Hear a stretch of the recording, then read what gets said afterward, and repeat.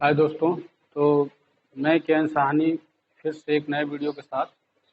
और दोस्तों आज जैसा कि हम पिछली वीडियो में बताए थे कि हम लोग आगे बढ़ रहे हैं और आज का टॉपिक दोस्तों हम लोग पढ़ने जा रहे हैं दो तरंगों में व्यतिकरण। दो तरंगों में व्यतिकरण या interference in two wave. Interference, ठीक है। तो सबसे पहले ये व्यतिकरण होता क्या है इसको डिफाइन किया जाए। व्यतिकरण की घटना है क्या, समझ लेते हैं। अभी लिखने का काम मैं बताऊंगा।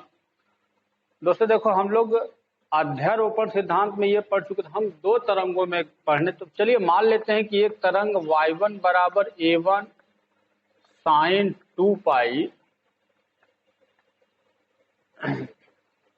Omega t minus k x है और y2 is equal to a2 sine 2 pi omega t minus k x है, ठीक है। तो ये दो तरंगे हमने लिया हुआ है। अब इसमें उसको साइड में रहने दीजिए, मेरी बात मुख्य रूप से यहाँ आप समझेंगे कि दो तरंगों में व्यतिकरण की घटना का तात्पर्य क्या है, किसे कहते हो आप। चलो जरा समझो।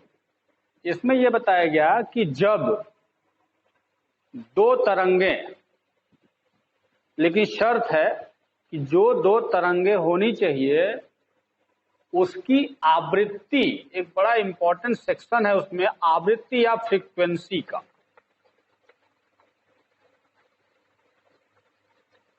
आवृत्ति या फ्रीक्वेंसी जिसको हम लोग न्यू से या यन से डिनोट करते हैं, यह आवृत्ति है। और आयाम की बात करी जाए तो एम्पलीट्यूड को हम ए से दिखाएंगे। ये जो यन है ये इसमें मिलेगा ओमेगा इज इक्वल टू 2 पाई यन होता है, तो ये फ्रीक्वेंसी है, इसको फ्रीक्वेंसी नाम दिया गया है, ठीक है ना।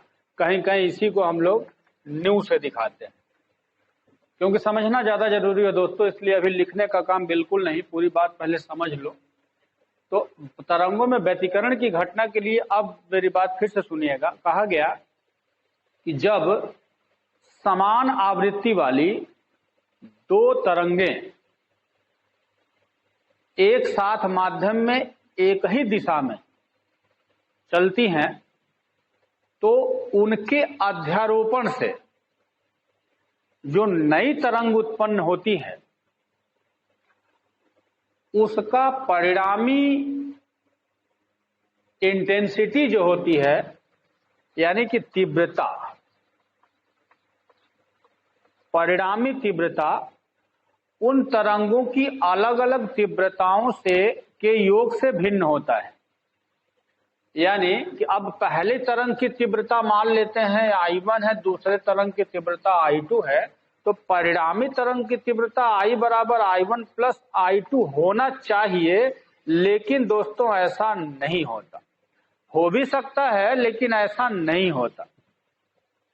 क्या होता है, तो कहा गया परिणामी तरंग की तीव्रता कहीं कहीं क्या होता है कि ये परिणामी तरंग की तीव्रता उनके योगफल से अधिक हो जाती है, यानी कि I1 प्लस I2 से अधिक हो जाती है, तो कहीं ये I1 प्लस I2 से कम हो जाती है या लगभग बराबर जीरो हो जाता है। एक प्रकार से ये कह लीजिए कि ये लेस देन और इक्वल टू जीरो और ये ग्रेटर देन जीरो, कुछ ऐसा हो जाता है। ये परिणामी तरंग की तीव्रता के लिए है। फिर से मेरी बात सुनिए कि जब समान आवृत्ति वाली दो तरंगे माध्यम में एक साथ एक ही दिशा में संचरित होती हैं तो उनके अध्यारोपण से परिणामी तरंग का तीव्रता उनके अलग अलग तीव्रताओं के सदिश योग से भिन्न होता है। कुछ बिंदुओं पर परिणामी तरंग की तीव्रता अधिकतम तो कुछ बिंदुओं पर शून्य अथवा निम्नतम हो जाती है। इस प्रकार परिणामी तरंग की तीव्रता में होने वाले उस उतार और चढ़ाव की घटना को व्यतिकरण कहते हैं।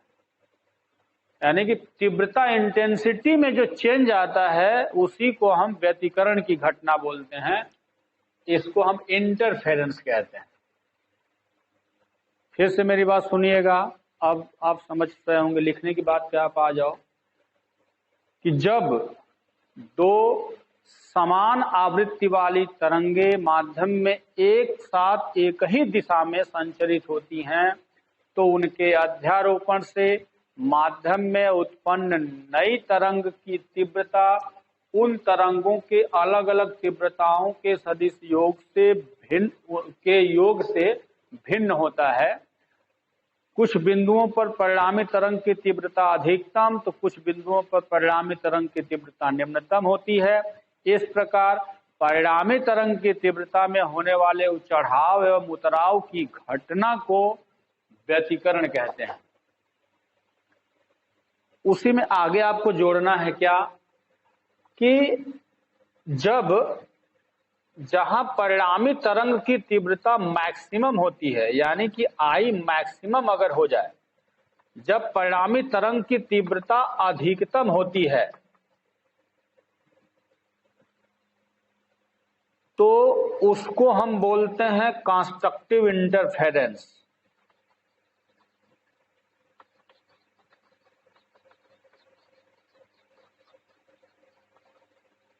या हिंदी में समपोषी व्यतिकरण। समपोषी व्यतिकरण यानी कि जब परिणामी तरंग की तीव्रता अधिकतम होती है तो इस घटना को हम समपोषी व्यतिकरण या कंस्ट्रक्टिव इंटरफेरेंस बोलते हैं। और जहां परिणामी तरंग की तीव्रता मिनिमम या शून्य होती है उसको हम विनाशी व्यतिकरण कहते हैं। विनाशी व्यतिकरण या destructive interference.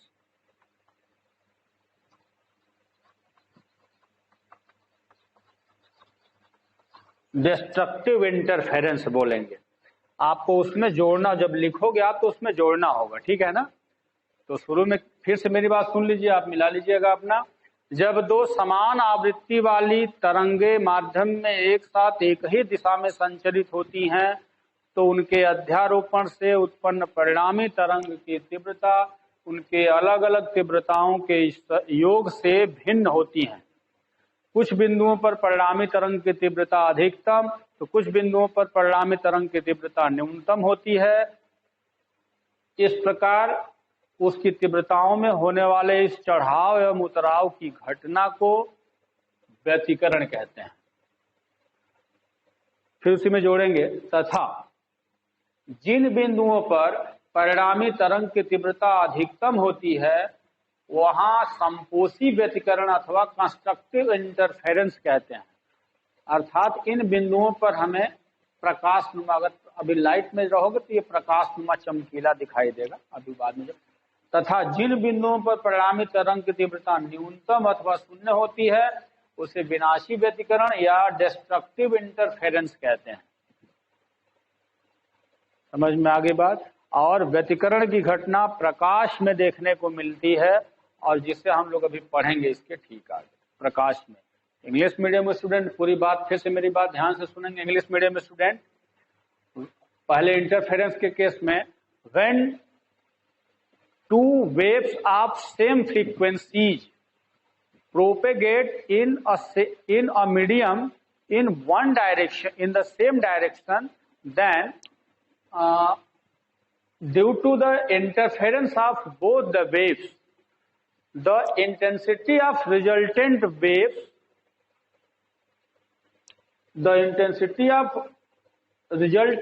waves at some points are maximum and some points are minimum. The disturbance of the intensity of those waves is called interference. Okay, and next आगे क्या लिखोगे? At the point where the resultant wave intensity having maximum, then that is called constructive interference. and the point at which the intensity will be minimum, then that is called बिना destructive interference. Okay और जो ये event है व्यतिकरण की घटना, ये प्रकाश में देखने को मिलेगी। आप मेरी बात अच्छे समझ लीजिएगा। इसमें ये जो आप देख रहे हो एम्पलीट्यूड हमने हालांकि अलग अलग लिखा हुआ है, क्योंकि इसकी बात मेन जरूरत है, ये जो पॉइंट मेन बताया गया सब इसके लिए कहा गया है। ये बहुत ही आवश्यक बातें हैं जिस पे कि आप विशेष रूप से ध्यान रखोगे।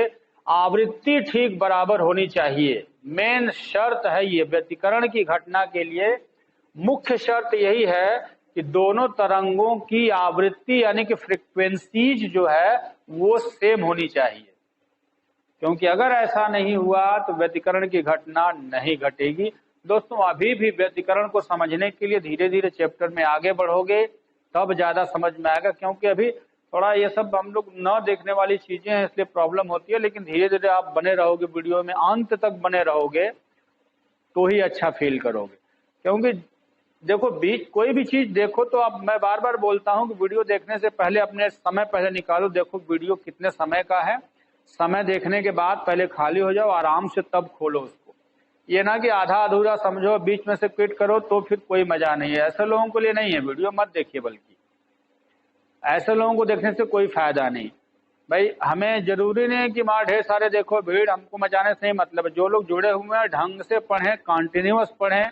इसलिए कहा गया चैनल को सब्सक्राइब करके रखेंगे, सब क्रम से आपको देंगे, कोई डिस्टर्बेंस नहीं आएगा।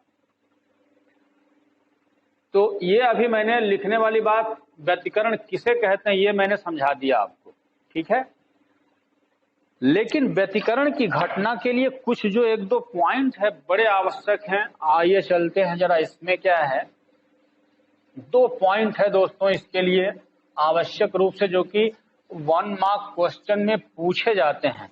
और ये जो अभी मैंने कंस्ट्रक्टिव इंटरफेरेंस डिस्ट्रक्टिव इंटरफेरेंस समझाया है उस पर भी आप नजर रखेंगे, क्योंकि इसकी जरूरत हमें आगे है। यानी कि समपोषी व्यतिकरण कहाँ होगा, विनाशी व्यतिकरण कहाँ होगा, उस पॉइंट का डिस्क्रिप्शन हम लोग आगे पढ़ने वाले हैं वीडियो में। इसलिए इसको एक एक बात को मेरी ध्यान से समझिएगा। हाँ अभी दोस्तों हम एक पॉइंट यहाँ पे लेने जा रहे हैं, बड़ा इंपॉर्टेंट पॉइंट है कि 2 स्वतंत्र प्रकाश स्रोतों से व्यतिकरण असंभव, और इसी में हम जोड़ेंगे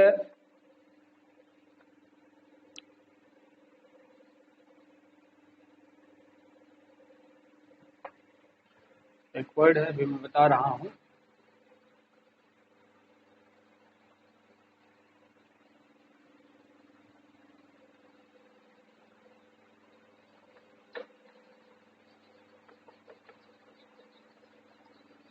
interference is impossible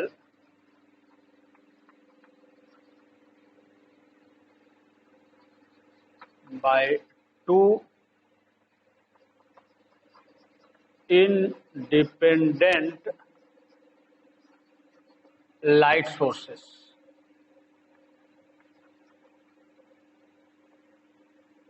या इसको कोहेरेंट हम बोलते हैं।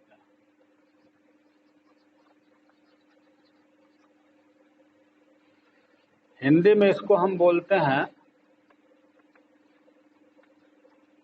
कला संबद्ध स्रोत। संबद्ध, ये ध्यान रखिएगा, संबद्ध, संबंध नहीं, संबद्ध स्रोत, कला संबद्ध स्रोत। Interference is impossible by 2 independent light sources, या इसको इंग्लिश में कोहेरेंट सोर्सेस बोलते हैं। लाइन लिखने में समय इतना लगा है लेकिन समझने में मात्र 1 लाइन का काम है। लेकिन पॉइंट बड़ा मजेदार है दोस्तों, बहुत ही इंटरेस्टिंग चीज है ये। 1 मार्क्स का क्वेश्चन आता है एग्जाम में, और छोटा सा ही टॉपिक है लेकिन समझिएगा इसमें कितना दम है, क्योंकि इसी के बेस पे इंटरफेरेंस आप पढ़ने वाले हैं। दोस्तों इसमें आप अभी अभी पढ़े हो व्यतिकरण की घटना में कहा गया कि 2 तरंगे उत्पन्न करनी है, 2 तरंगे होनी चाहिए। शर्त क्या थी कि दोनों तरंगों का जो आवृत्ति है ठीक बराबर होना चाहिए, यानी कि फ्रीक्वेंसी, पहले तरंग की आवृत्ति दूसरे तरंग की आवृत्ति, या इसको हम लोग न्यू से भी डिनोट करते हैं, आप जानते हैं, ये दोनों बिल्कुल सेम होने चाहिए। लेकिन अब प्रश्न ये उठता है कि दो स्वतंत्र प्रकाश स्रोत अगर ले लिया जाए तो क्या व्यतिकरण की घटना हो सकती है? हमको ये जानना है कि ये व्यतिकरण की घटना पॉसिबल है अगर दो स्रोत ले लिया, क्योंकि दो तरंग उत्पन्न करना है। तो दो तरंग उत्पन्न करना है तो दो स्रोत से अगर उत्पन्न किया जाए तो क्या ये व्यतिकरण की घटना हो पाएगी? तो इसी बात को हमें समझना है। चलो, तो इसमें मतलब मेरे ये कहने का कि जैसे सपोज करो कि दो अलग अलग अगर स्रोत ले लिए जाए, जैसे मान लो कि अगर पहले ध्वनि तरंगों को ही अगर समझ लिया जाए ऐसे, जैसे मान लो मैं बोल रहा हूं और मेरे बगल से कोई और बोले और दोनों लोगों की आवाज एक ही दिशा में संचरित हो रही चल रही है, तो शर्त यही रखा गया है कि दोनों तरंग की आवृत्ति बिल्कुल एक जैसी होनी चाहिए, ठीक है, फ्रीक्वेंसी। तो वही बात बताई गई कि दो तरंग उत्पन्न करने के लिए दो लोग ऐसे हम बोल रहे हैं, बगल में वो भी बोल रहा है, तो दोनों की ध्वनि तरंगें चल रही हैं, तो उनके अध्यारोपण से हमको क्या व्यतिकरण की घटना दिखे, समझ में आएगी? तो दोस्तों यही इसमें बताया गया कि संभव नहीं है, व्यतिकरण की घटना हमें देखने समझने को नहीं मिलने वाली, यही बात बताई गई। लेकिन अब देखो बात, क्योंकि हमें आवृत्ति को बराबर रखना है, यही इसकी शर्त मुख्य रूप से है। तो आप पहले यह जान लो कि अगर आप चाहे जितना नकल कर लो, आवाज निकाल लो एक जैसी, अगर दो जगह से आवाज निकल रही है तो दोनों की आवृत्ति एक जैसी होना संभव नहीं है। यही इस बात में दम है कि जैसे ही स्रोत अगर अलग अलग हुआ तो दोनों की आवृत्ति एक जैसा मिलना संभव नहीं है, मिलेगा ही नहीं। आप भले अब इसी प्रकार जैसे मान लो यहां से कोई बांसुरी बजा रहा, वहां से बांसुरी, एक ही कंपनी का बांसुरी बना हुआ है, एक ही लकड़ी का बना हुआ, सब कुछ देखने में सेम है, लेकिन अगर उस बांसुरी को भी बजाया जाए तो उसकी भी आवृत्ति एक जैसी नहीं हो पाएगी। ये तो बात हुई ध्वनि तरंग के लिए। अब प्रकाश तरंगों में आ जाओ, प्रकाश तरंगों में व्यतिकरण की घटना, अभी सुनते रहो ध्यान से, कुछ चीजें अभी भी देखो अंडरस्टूड रहेंगी। आप सोचो कि आप पूरी बात समझ में अभी आ जाए, भैया अभी चैप्टर चल रहा है, समझने का प्रयास करो, कुछ समझ में आएगा, कुछ अभी अंडरस्टूड है, दबा है, धीरे धीरे ओपन होगा, समझने में थोड़ा समय लगेगा। तो चलो मान लेते हैं कि दो, जैसे कि हम एक यहाँ पे बल्ब या टार्च ले लिए, एक टार्च यहाँ ले ली, एक टार्च यहाँ ले, दो टार्च ले लिया जाए, दोनों टार्च से प्रकाश की रोशनी ऐसे निकाली जाए, तो क्या उसमें व्यतिकरण दिखेगा? नहीं, उसमें भी नहीं दिखेगा, क्योंकि दो अलग अलग टार्च से आप लेके जा रहे हो और दो अलग स्रोत हो गया, और दो अलग स्रोत हुआ तो दोनों के ध्यान रखिएगा कि दोनों की आवृत्ति एक जैसी फिर नहीं कर पाओगे, हो ही नहीं पाएगा। अब प्रश्न ये उठता है कि अगर ऐसी बात है तो सर व्यतिकरण होगा कैसे? व्यतिकरण होगा कैसे, किस प्रकार से होगा व्यतिकरण? तो इसमें ध्यान से रखो मेरी बात कि दो प्रकाश स्रोतों में व्यतिकरण असंभव। अब यहां पे मैंने लिखा कला संबद्ध स्रोत या कोहेरेंट सोर्सेस। कोहेरेंट सोर्सेस का मीनिंग यहां समझ में आएगा।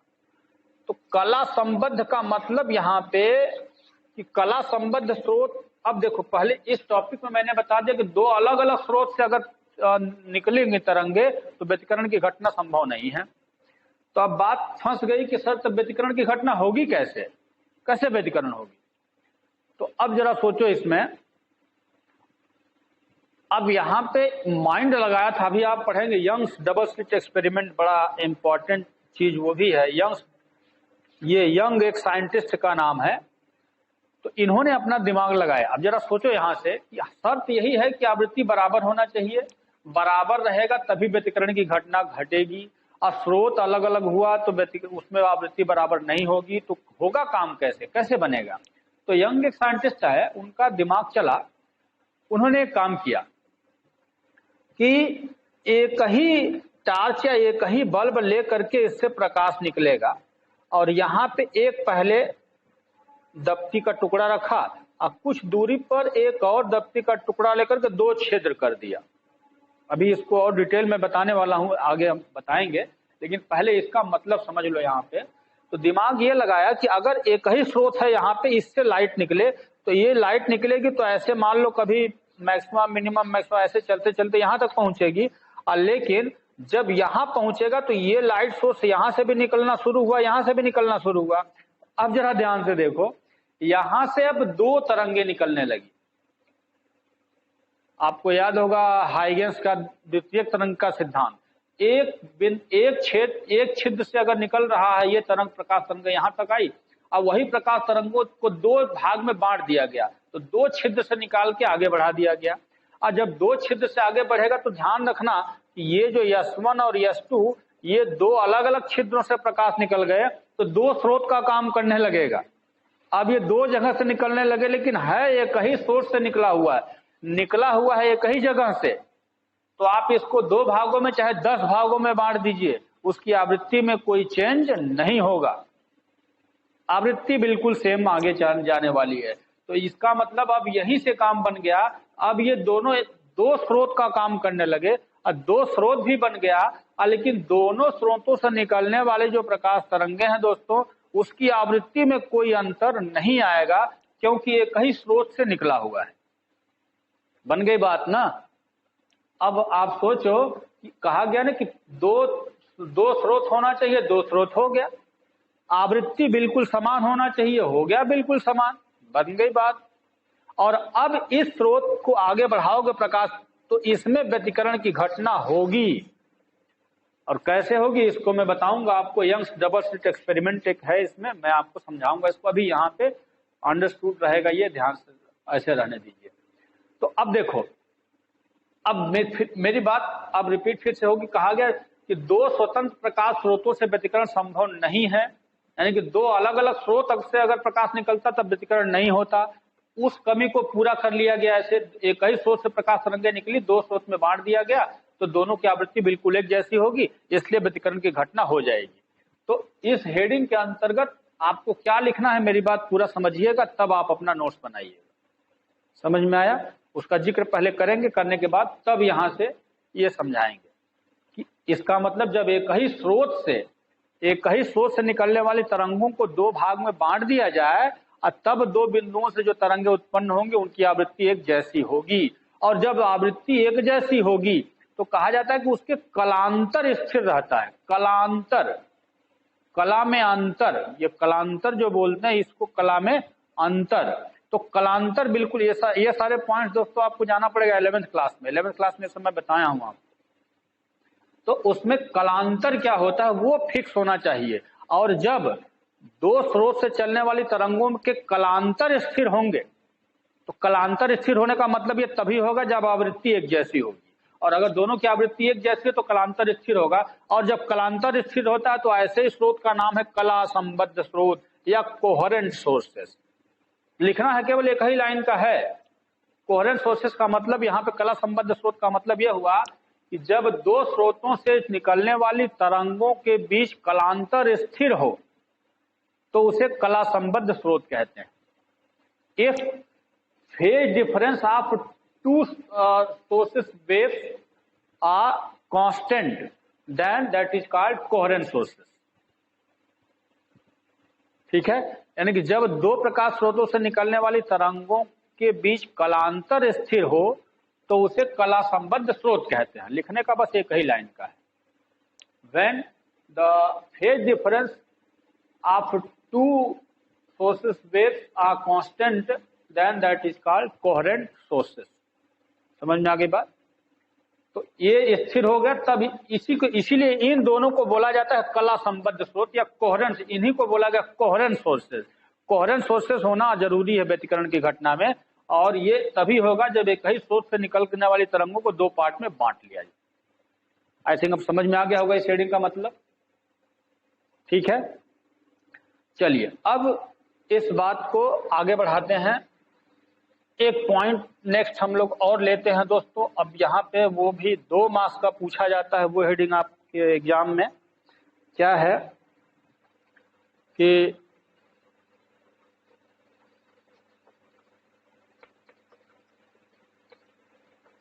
व्यतिकरण के लिए आवश्यक शर्तें, इसको इंग्लिश में सस्टेन्ड इंटरफेरेंस,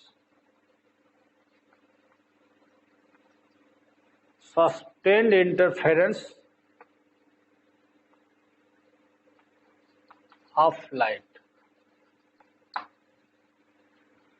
यानी कि व्यतिकरण के लिए आवश्यक शर्त क्या है, यानी कि ऐसी क्या क्या बातें हैं जिसको ध्यान में रखेंगे तभी व्यतिकरण संभव है, व्यतिकरण की घटना देखी जा सकती है, अन्यथा नहीं होगा। ये 2 मार्क्स का क्वेश्चन पूछा जाता है दोस्तों, ये हेडिंग 2 मार्क्स में आता है एग्जाम में, और आई थिंक अब तक में सबसे इम्पोर्टेंट हेडिंग, अब तक जितना इसमें पढ़े वो सबसे ज्यादा इम्पोर्टेंट है। तो जल्दी जल्दी चलते हैं। सबसे पहला पॉइंट, मैं पॉइंट वाइज बोलता जा रहा हूं, अपना लिखना होगा लिखेंगे चाहे जैसे समझिएगा। पॉइंट नंबर 1 में दोस्तों बताया गया कि आप इसको ऐसे लिख सकते हो, पहले ही लिख लेना यहाँ पे कि व्यतिकरण की घटना में करके अब यहां से पॉइंट नंबर, यानी कि in the event of interference करके तब यहां पॉइंट नंबर 1। पॉइंट नंबर 1 में दोस्तों आपको लिखना है कि दोनों प्रकाश स्रोतों से निकलने वाली प्रकाश तरंगों के बीच कलांतर स्थिर होना चाहिए, वही जो अभी अभी इसके पहले बताए हैं, यानी कि phase difference should be constant in between both the wave sources. मस्त कंडीशन है ये, या इसी को हम एक और नाम से बोल देते हैं कि both the light sources should be coherent. आप ऐसे भी लिख दोगे तो बात बन जाएगी, यानी कि जो लाइट सोर्सेस है दोनों कोहेरेंट होना चाहिए। कोहेरेंट का मतलब ही मैंने बता दिया क्या, यानी कला संबद्ध होना चाहिए। तो पहले पॉइंट को 2 तरीके से लिखा जाता है, या तो कहिए कि दोनों स्रोतों से चलने वाली तरंगों के बीच कलांतर स्थिर होना चाहिए, या तो कहिए कि दोनों तरंग स्रोत कला संबद्ध होना चाहिए। दोनों में से कोई एक लिखोगे बात बन जाएगी पहले पॉइंट का। दूसरे पॉइंट में आ जाओ। दूसरे पॉइंट में कहा गया कि दोनों प्रकाश स्रोतों से चलने वाली प्रकाश तरंगों की आवृत्ति अथवा तरंग दैर्ध्य ठीक बराबर होना चाहिए, यानी दोनों तरंगों की आवृत्तियां ठीक बराबर होनी चाहिए अथवा तरंग दैर्ध्य भी ठीक बराबर होना चाहिए। ये दोनों ठीक बराबर होने चाहिए। नंबर 3 में आ जाओ दोस्तों। नंबर 3 में आपको लिखना है कि दोनों तरंग स्रोतों से निकलने वाली तरंगों के आयाम यानी एम्पलीट्यूड बराबर अथवा लगभग बराबर होने चाहिए, यानी कि A1 और A2 का मान या तो बराबर लिखिए या तो लगभग बराबर लिखिए, लेकिन बहुत अंतर इसका नहीं होना चाहिए दोस्तों, ध्यान रखिए। ये A1 और A2 का जो मान है ये लगभग बराबर होने चाहिए या बराबर होने चाहिए। बराबर भी रहेगा कोई दिक्कत नहीं, लगभग बराबर भी हो सकता है, लेकिन बहुत ज्यादा अंतर नहीं आना चाहिए। ओके, तो इस पॉइंट में आप क्या लिखोगे कि the amplitudes of both the waves should be equal और nearly equal, should be equal और नियरली इक्वल। ठीक है। इसके बाद 4th पॉइंट में दोस्तों कि दोनों तरंगों के बीच अध्यारोपण होना चाहिए, दोनों तरंगों के बीच अध्यारोपण होना चाहिए, यानी कि interference should be must in both the wave. दोनों तरंगों में व्यतिकरण होगा तभी तो उठेगा। अब पता लगा व्यतिकरण हो ही ना, तो व्यतिकरण के लिए क्या क्या शर्त वो भी बता दिया गया। सॉरी व्यतिकरण नहीं, सॉरी अध्यारोपण मिटा दिया मैंने। ये पिछले वीडियो में मैंने आपको बताया है कि दोनों इस पॉइंट को फिर से समझिएगा मेरी बात। 4थे पॉइंट में कहा गया कि दोनों तरंगों में अध्यारोपण की घटना होनी चाहिए, यानी कि the superposition should be must in both the waves. ठीक है। इसके बाद 5वें में आ जाइए। इसमें यह कहा गया कि जहां दोनों तरंग स्रोत से तरंगे निकलते हैं उनके बीच का डिस्टेंस बहुत कम होना चाहिए। डिस्टेंस जैसे मैंने अभी अभी खींचा था कि यहाँ से ये स्रोत को 2 पार्ट में बांटा गया था ना ऐसे, तो ये S1 था, ये S2 था। तो दोस्तों इसी को हम लोग स्मॉल d से डिनोट करेंगे।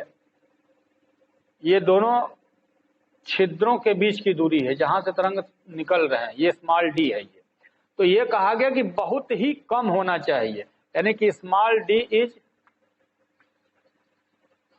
Small as well as possible.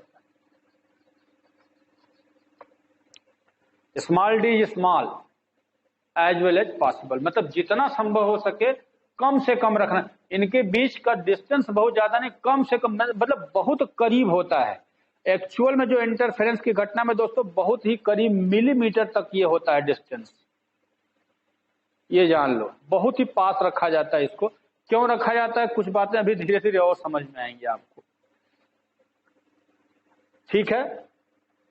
और इसके बाद छठे कंडीशन में कहा गया कि व्यतिकरण की घटना में क्या क्या हुआ। अभी देखो ये तीनों आप जो देख रहे हो ये मोस्ट इंपॉर्टेंट कंडीशंस है। समझ में आ गई बात ना, कि ये 2 और ये तीनों मोस्ट इंपॉर्टेंट है। इसके बाद ये जनरल प्रॉपर्टी एक प्रकार से मानी जाती है। और एक छठे नंबर पे आ जाओ, इसमें कहा गया कि जो ये छिद्र होता है ये बहुत ही संकीर्ण होना चाहिए। जो छिद्र को हम लोग इंग्लिश में स्लिट बोलते हैं, SLIT, स्लिट, ठीक है ना।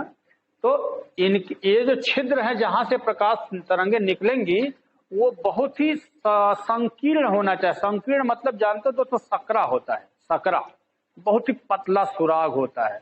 इतना पतला सुराग होता है कि सुई के नोक के बराबर होता है मात्र, बस इतना जान लो। सुई के नोक के बराबर केवल होल होता है, इसलिए कहा गया बहुत ही पतला होना चाहिए। ये नहीं कि लेके पेन से डाल के हिला दिए, मतलब पूरा इतना मोटा इतना होल कर दिए, नहीं, ऐसा नहीं होगा। बहुत ही बारीक होल होना चाहिए। इसलिए कहा गया इस पॉइंट में कि छिद्र को अति संकीर्ण होना चाहिए। यानी इंग्लिश में इसको क्या बोलोगे कि स्लिट्स आर नैरो, या slits should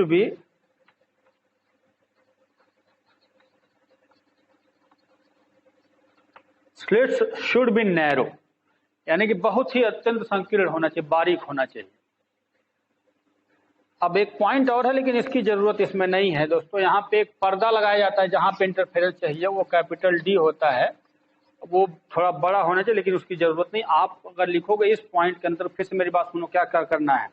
नंबर 1 ये समझ में आ गया, दोनों स्रोत कला संबद्ध होना चाहिए। नंबर 2 में क्या लिखोगे, आवृत्ति अथवा तरंगदैर्घ्य दोनों का ठीक बराबर होना चाहिए। दोनों तरंगों के आयाम को बराबर अथवा लगभग बराबर होने चाहिए।